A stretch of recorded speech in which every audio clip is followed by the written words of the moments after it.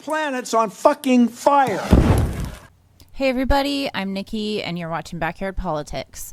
This article was sent to me by IndependentLeft.News. Make sure that you guys subscribe to the twice daily newsletter, IndependentLeft.News. They do a great job promoting people like myself, Glenn Greenwald, Graham Elwood, Ron Placone, etc. So let's dive into it. Portland pulls 2 cops to avoid second contempt finding. The city of Portland, Oregon agreed on Tuesday to remove from the streets 2 officers accused of multiple violent incidents against journalists and legal observers in an effort to avoid a second finding of contempt for the handling of ongoing protests against police brutality and systemic racism. 2 members of the city's rapid response team, which polices the protests that erupted in the wake of the Minneapolis police killing of George Floyd, are no longer responding to protests while the city investigates their alleged role in half a dozen acts of violence against journalists and legal observers. The incidents include one in which police allegedly dislocated a woman's shoulder by yanking her up from the ground by her arms when she was handcuffed, another where police who were shoving legal observers allegedly grabbed one woman by the throat, and multiple incidents where a journalist said officers assaulted her in retaliation for filming them pepper spraying and assaulting protesters. I'm wondering if the guy that I've covered a few times, I think you pronounce it Kramer, something like that. I'm wondering if he's one of these guys. Goes on to say journalists and legal observers sued the city in June, claiming police were targeting them for assault and arrest in retaliation for their attempts to do their jobs, documenting an historic uprising and the police response to it. In July, the city agreed to a preliminary injunction barring police from arresting or assaulting journalists and legal observers unless they had probable cause to believe that that person had committed a crime. When federal agents descended on the city, the journalists added the Department of Homeland Security, the U.S. Marshals Service, and Federal Protective Services as defendants in the case. The federal agencies fought against the injunction the city had agreed to, and that flank of the case is currently pending before the Ninth Circuit. In a separate case filed by protesters against Portland police, Judge Marco Hernandez last Tuesday held the city in contempt of court, finding that in 3 instances police had fired rubber bullets and paintballs at protesters who were complying with police orders and who were not otherwise an imminent threat. The officer whose actions led to contempt in that case are not the same ones whose behavior is at issue here. It was the violent actions of Portland police officer Brent Taylor that caused Judge Hernandez to hold the city in contempt. And in this case, although their names are redacted in court documents, individuals familiar with the case say they are Sergeant Justin Damerville and Officer Craig Lehman. Independent journalist Marani Stab says she was assaulted by the 2 officers and was close enough to see their faces and badge numbers. Their names were confirmed by a second person with knowledge of the legal matter. The city already agreed to let journalists and legal observers remain behind police lines in order to document arrests and other police actions. But journalists say video evidence shows that police continue to shove, attack, and arrest them for doing their jobs. Court procedure required them to ask the city directly for changes before filing a motion to hold the city in contempt.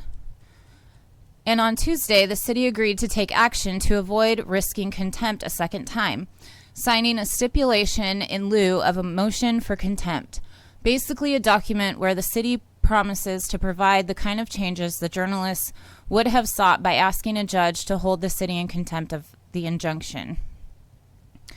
The stipulation says the city will keep the 2 officers from carrying out any duties that would put them in contact with the public pending its investigation of 6 incidents where the men are accused of threatening or assaulting journalists and legal observers. Why aren't these guys fired?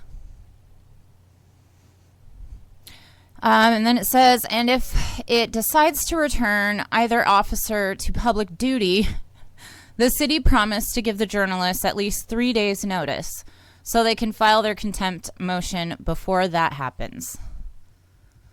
Cops always cover each other. It's a brethren. It's a gang. The city did not admit any wrongdoing in the stipulation, but the 2 officers have already been off protest duty for weeks, according to people familiar with the matter. Also on Tuesday, protesters prevented police from evicting a black and indigenous family from a historical black neighborhood in North Portland. Police who claimed the state's COVID-19 eviction moratorium does not apply to foreclosures like the one faced by the Kinney family were expected to return, but a rowdy crowd routed them Tuesday morning. How about protesters? It was the community that kicked them out and made the barricade. Chasing down police down North Mississippi Street and even slashing a tire of one police SUV. What would you do if your home was threatened?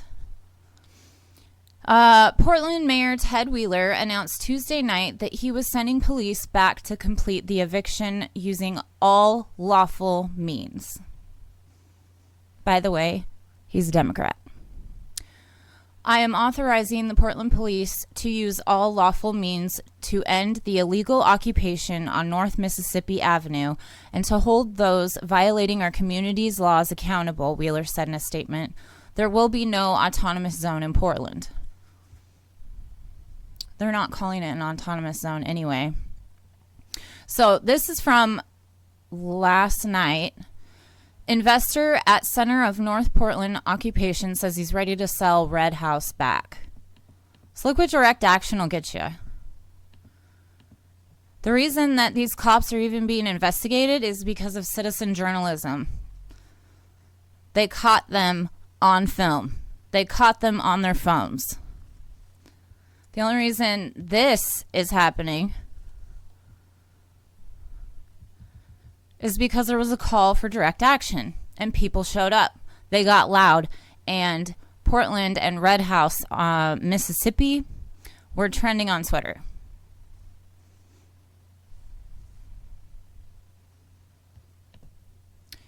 And then this also, as Portland protests 4th day, GoFundMe raises $260,000 to save Red House. Organizers in Portland, Oregon, have raised $260,000 to defend the Red House on Mississippi, a home previously owned by a black and indigenous family before their forced eviction in September. And they did that with the help of activists, their community. They raised awareness. They got loud. They put up an eviction blockade. That's what direct action can get you. This is just one community. One community.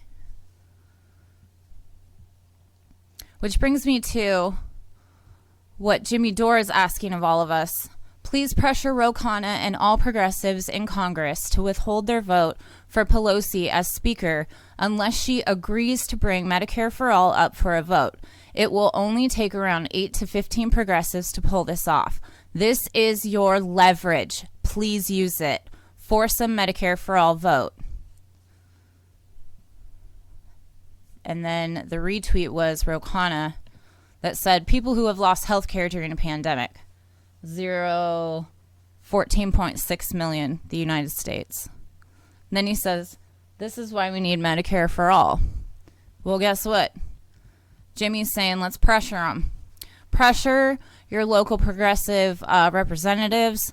Pressure everybody in Congress, all the progressives in Congress. This is what Bernie should be doing. This is what the squad should be doing. This is what Tulsi should be doing. So, again, that might sound like far-fetched, but look, one community.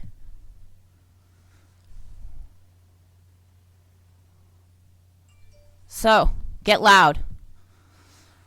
Like, share, subscribe, do all that stuff. I'm on Patreon, Venmo, PayPal at Backyard Politics. If you can help support the channel financially, I'd really appreciate it.